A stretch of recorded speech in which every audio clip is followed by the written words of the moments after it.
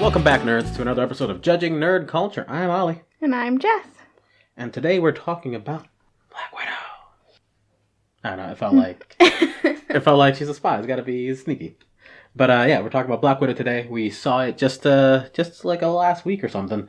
And it was good. It was just okay. Before we even get into the discussion or whatever, it's not fair. She deserves a different movie. It was a good movie. She deserved a movie before she died. Yeah, she deserved a movie that was actually about her before she died. Yeah. But whatever. Before we get started with all that, I just want to tell you about some things I learned about this week. Mm-hmm. They're both kind of techie nonsense, but if anyone's interested, graphics cards are going to be a little more affordable for a little while. There was a little bit of time there where graphics cards were extremely, just wildly unaffordable, extremely expensive, because of a lot of reasons.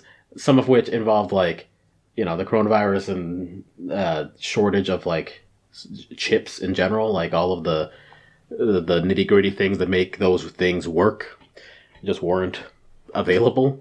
On the other hand, there was also crypto miners who were just buying hundreds of them at the time, putting them in weird warehouses and ruining the environment by mining crypto all day, every day. Yeah. But good news on that front.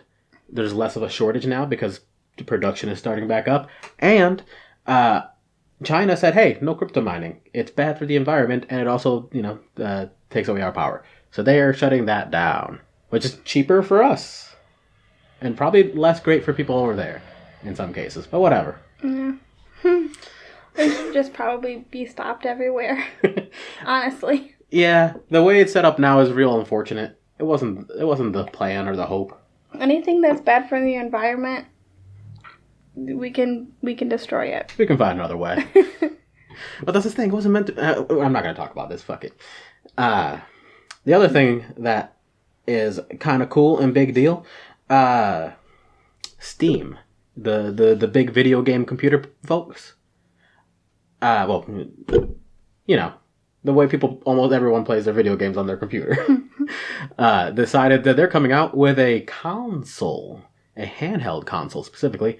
It just looks like a beefier, thicker Switch. But it's built component-wise like a fucking PS4 or Xbox One, and it's actually pretty beefy. It's a pretty decent computer.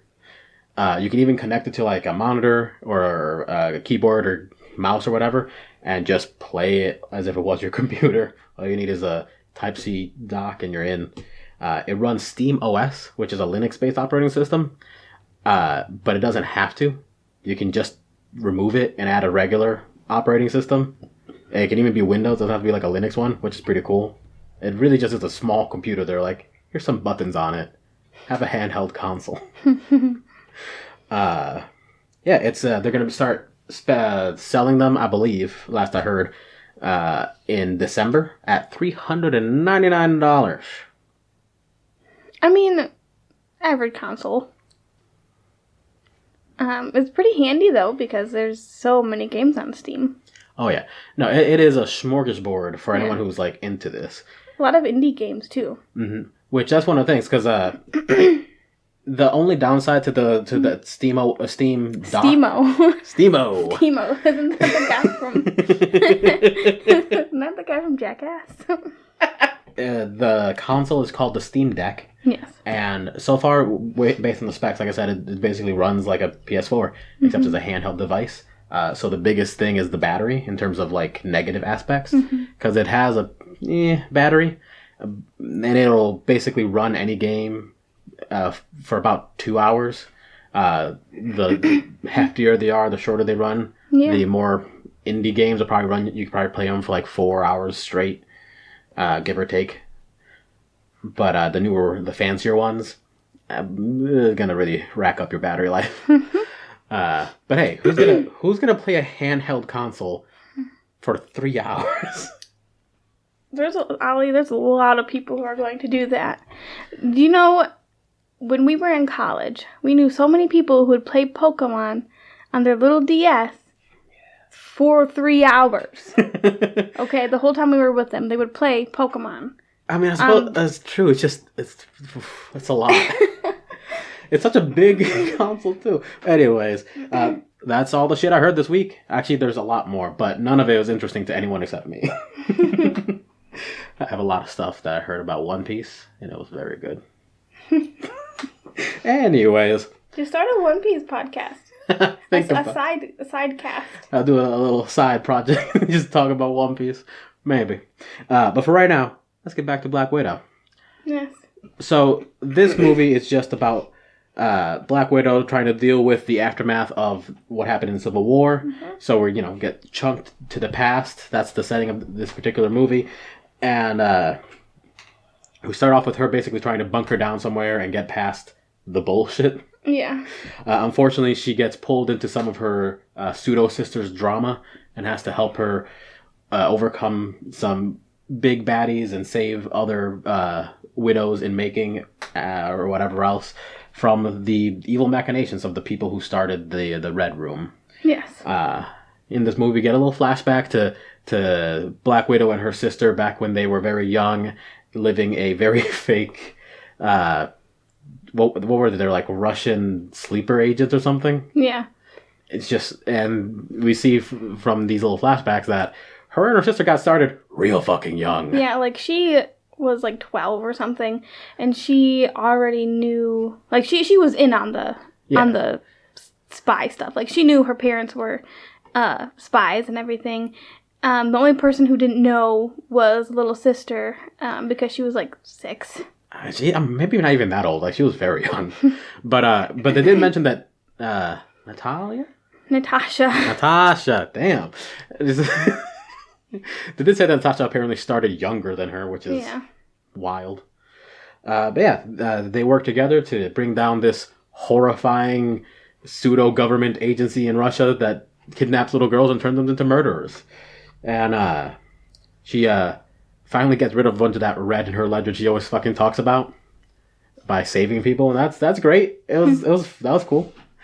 And she does it all with the help of her shitty fake family. Hey, they're pretty great. As a family, not so much. Like they're not very stable, but as I don't know, characters, they're very good.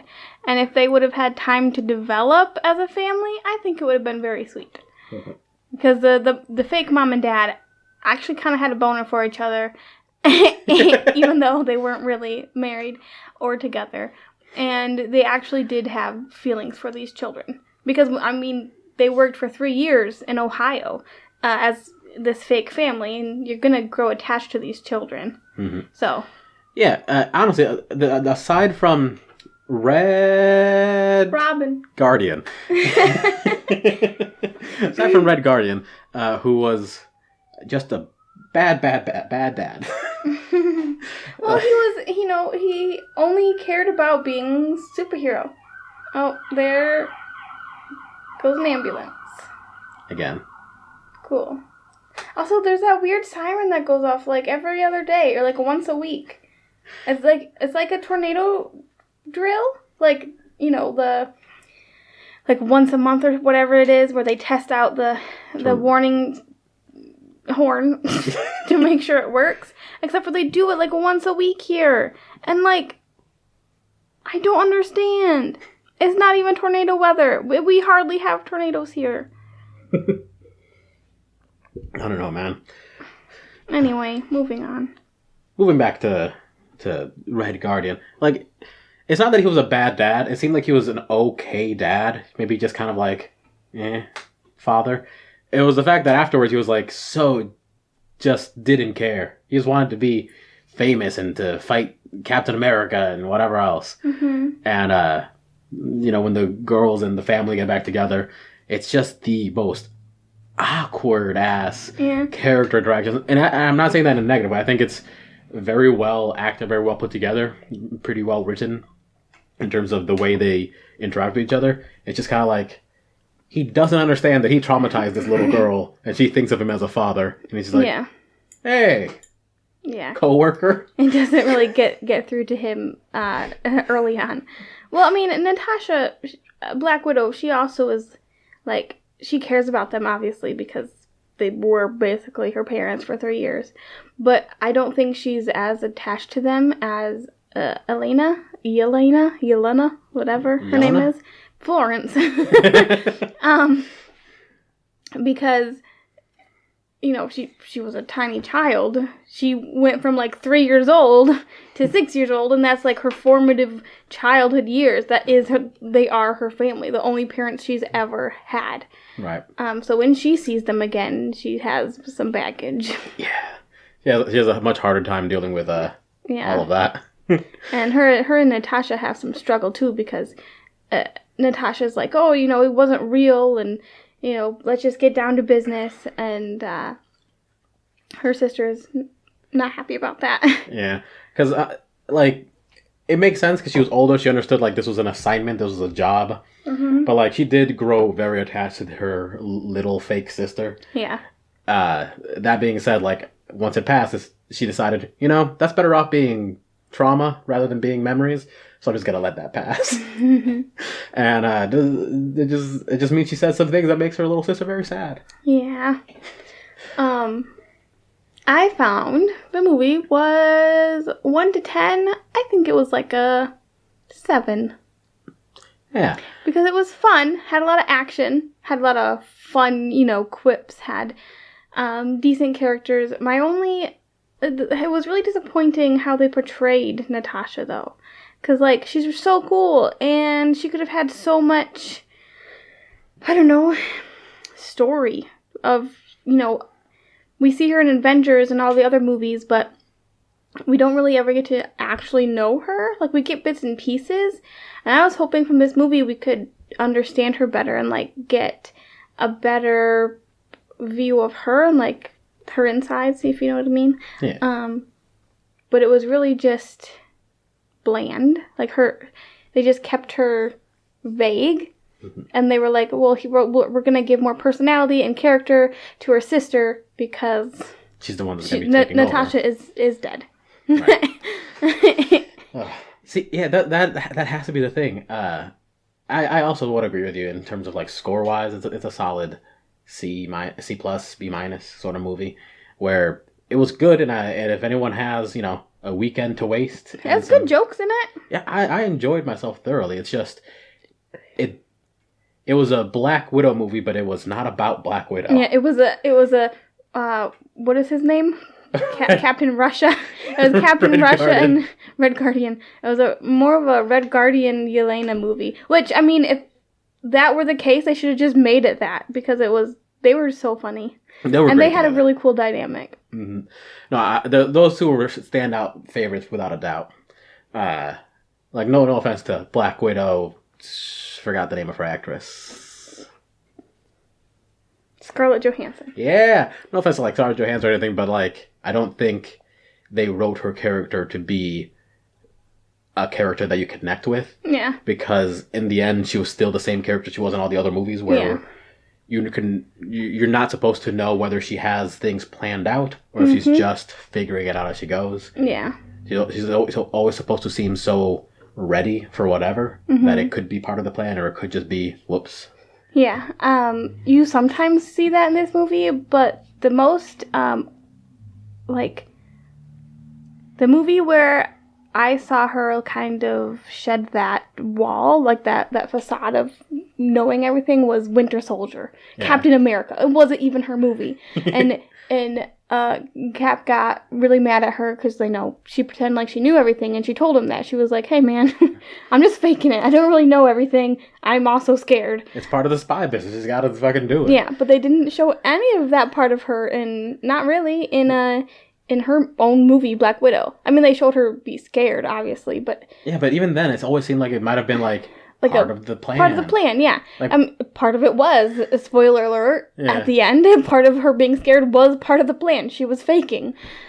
So... And, that's it. The emotion... She didn't have a whole lot of emotional resonance because we never really understood the emotion she was feeling. Mm-hmm. It always seemed fake or hidden in some way, which I think is part of the character, but it's a part that makes it hard to sympathize with. Yeah, I mean we're not spies. We didn't grow up like that. But still, it's like she's still a human, you know. Yeah. She's still a person. And I know she's got a lot of baggage, and she went through a lot of stuff that a lot of us can't comprehend because that kind of thing doesn't really exist. And if it does, we don't know about it. True. But I mean, she's still gonna be sad sometimes. Yeah, that's why I think more people are definitely gonna enjoy her sister. Yeah. Because she has the same like hyper training. I'm always gonna be slightly prepared for what's going on, but all of her scenes kind of have this air of, well, I'm living with this baggage. Might as well just hate everyone and be angsty. Like she was an angsty teen, even though she was in like her 20s or 30s. Yeah. She was really cool. I also like the actress a lot. Oh yeah, she was great. She's just a great actress. I loved her in Midsommar. Oh my god, that movie is so good. Did we talk about that? I don't know. I don't think we ever did. We should talk about it. Oh my god, it's old now. I don't think. Who cares? It's our podcast. We can God. whatever we want. Everybody should go watch that movie. It is so good, and it'll make you Confused. It'll make you laugh. It'll make you confused. It'll make you terrified. It'll make you never want to travel to like Sweden or whatever. But it's so good. It makes me want to travel to Sweden even more. It's one of the two things It's happening. everything in a movie that I love. Okay? I love cults. I love backwood cults. I love weird lore and weird myths. And I love a good burning. Woof, baby. That was a hell of an ending, though. That's so good. But yeah, I just found that her character was a lot of fun because despite, being this grown-ass woman, she has this stunted, like, growth. So where she's always seems like kind of a angsty teen. And I don't mean that in a negative way. Like, she obviously went through things that would have stunted her emotional growth. Yeah. And I think it just makes such good sense. I love it. Yeah. Here's something that I did not love about the movie. Everyone has a real thick accent, and I don't know... They're Russian, Ali. Yes, but... They're Russian. I understand, and that's fine. But their accents weren't consistent, which I imagine is very hard to do, because I can't fucking do an accent. Well, Natasha, she's been in America probably the bulk of her life. Yeah. So she can speak Russian and do the accent, but I feel like her primary language is English, whereas her other part of her family, mom, dad, and sister, were all actually 100% Russian. And so, like, they're gonna have an accent. I know. I'm just saying that sometimes through the dialogues, it was like, oh, they're slipping in and out of the accent, and I was like, this sounds weird. Sometimes they would talk in a more American accent or English accent to each other, and then sometimes it would kind of like slur into this weird Russian-English combination, which, I mean, I feel like if you are from two places and you know two languages, sometimes that just happens. But yeah. But I feel like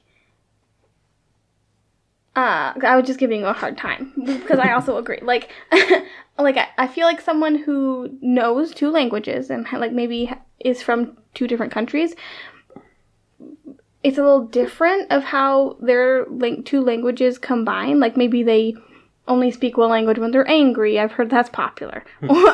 Or like, they just have a certain accent to certain words. But for Black Widow, it was literally just straight American or straight Russian. And like one sentence would be one dialect and the other would be the other dialect. It's just kind of confusing. So I get it. And it wasn't that, like, I'm pointing it out because I noticed it and all, but it wasn't immersion breaking. Because part of it was like, they're weird spies. They probably have a bunch of fake accents. Yeah, but sometimes it would happen when it didn't need to happen. Yeah. Like when Black Widow, Natasha and Yelena were sitting outside eating or having drinks together. No one was around them. They could have chosen one or the other, but they flip-flopped. Yeah. So, yeah, it's just weird. Accents are very difficult, and I imagine doing an entire movie in an accent that isn't your own has got to be rough. Yeah. Yeah, I think my two favorites in the movie were probably Yelena and the Red Guardian. Red Guardian. I keep forgetting it. I mean, yeah, I agree. But you know who we haven't talked about? The mother. She's a good character. She was interesting. I liked her a lot. My favorite character she's ever played is from The Mummy. That's fair. Man, like she did wonderful. She is cool. Did a good job being what character she was and all that. Mm-hmm. But whenever I think of The Mummy, I just remember that her and Brendan Fraser were in it together, and they were so goddamn hot. They're both so hot. They're both so hot. And you know what? I know I've had this rant before on this podcast. Well, leave Brendan Fraser alone. I'm gonna get some makeup on and smear it, hide behind a curtain, and I'm gonna go viral because leave Brendan Fraser alone. He's a good boy. And yeah, that was a really good movie. I did not like how in The Mummy 3, I think, they completely switched her. Made no sense.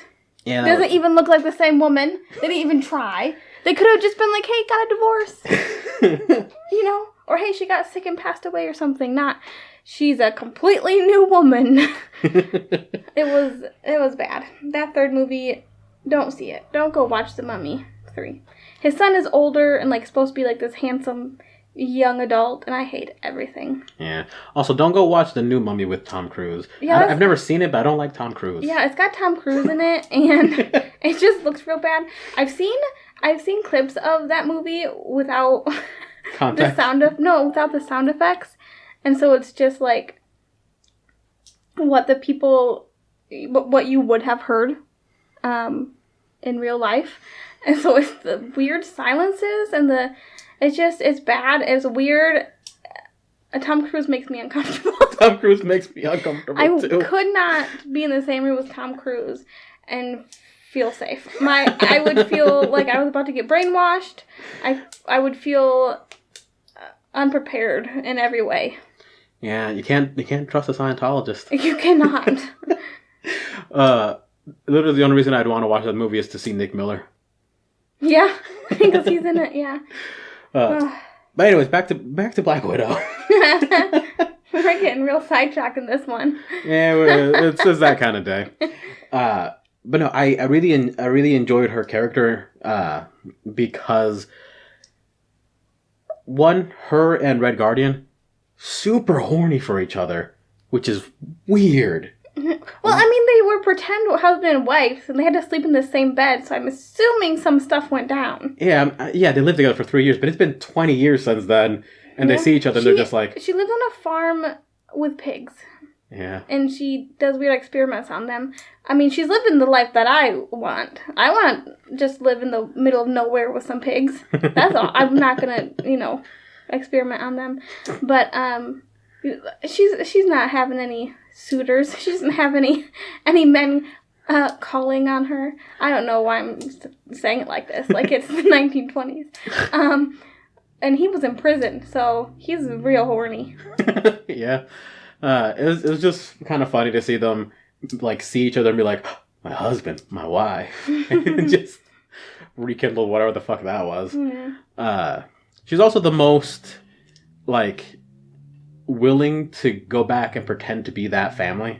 Mm-hmm. Like Red Guardian was pretty willing to fall back into that style for some reason, but he was also very much like, yeah, we can be a family again, but different, where I got to be a hero or whatever. His main thing was that he was like, oh, I'm out of prison now, I get to be Red Guardian again, I get to be strong and I get to fight and be like a popular hero again. Yeah. Meanwhile, with her, it seemed a lot more like once they got back together, she felt the need or like the impulse to be motherly. Like she slipped right into the role again. Yeah.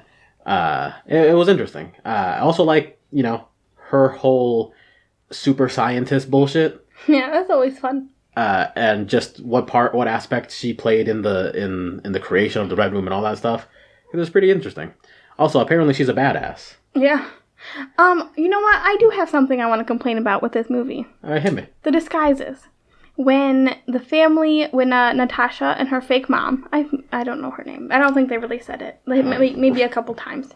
But when they disguised themselves as each other, and the fork and masks are like too real and like digital or something. Yeah, and it's just like, okay, so she just happened to have a red wig that was just like her fake daughter's. Well, when you see her hidden room, she does have a red wig just hanging. I know, but okay, I know it's not uncommon if you have wigs to have a red wig, but they had to disguise themselves so quickly. How did they like put the braid in, and how did they, I don't know. It just doesn't seem right to me. And then when Black Widow goes in, on her own and disguises herself, it's like she puts a hoodie up. Like, come on. You're a spy. You're a spy. You know better than this. Like, did you learn nothing from your mother? Like, she has these high-tech masks that she gets to put on.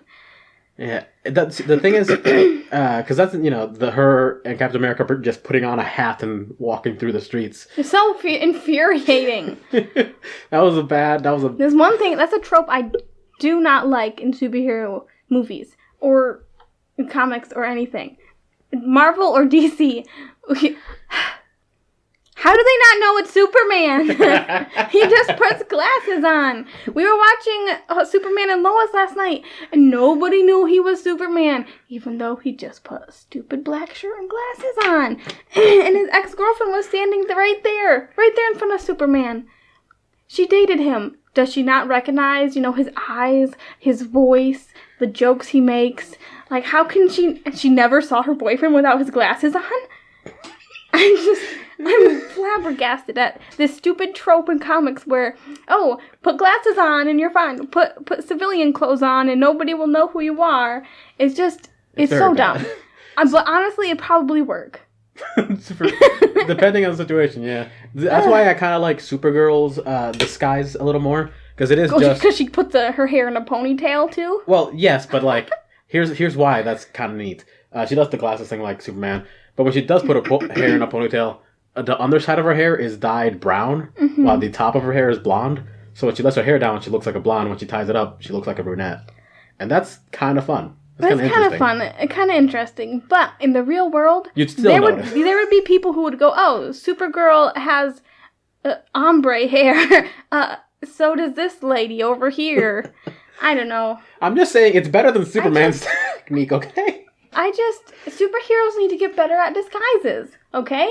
Yeah, I mean... That's all I'm saying. Just follow Batman's lead. Cover up almost all of it. Yeah, Batman has half a mask, and he makes his voice all weird and deep, and Spider-Man has a full mask. Yeah, Spider-Man's doing it right. He has a full mask.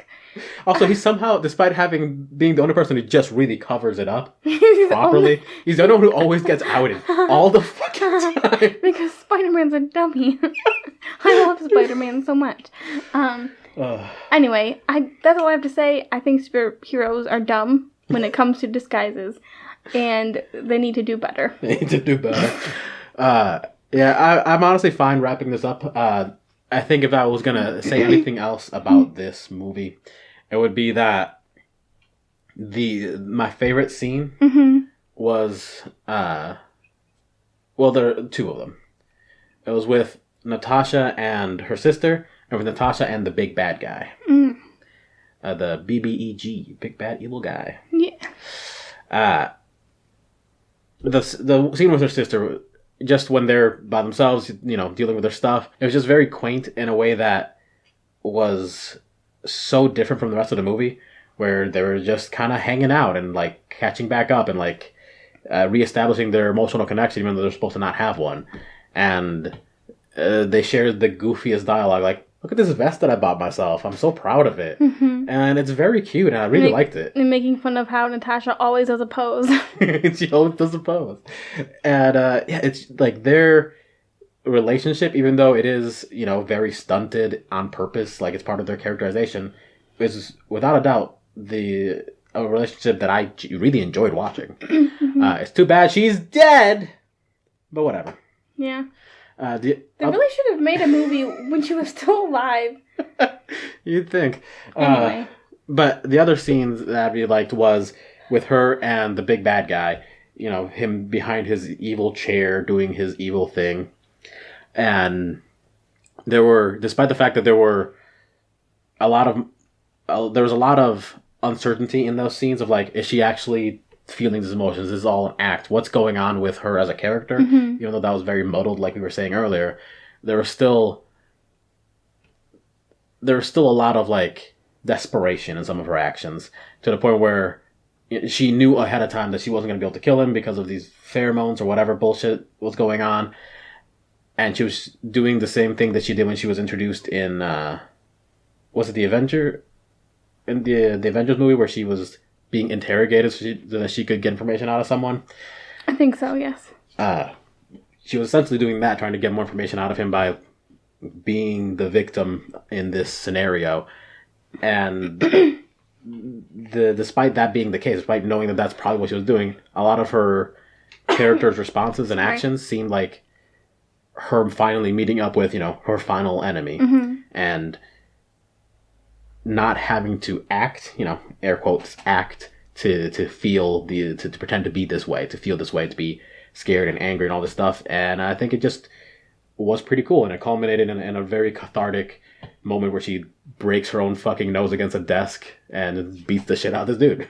Yeah. It was an interesting scene with a lot of emotional interplay that was complicated and maybe a little confused, but still very fun to watch. Yeah.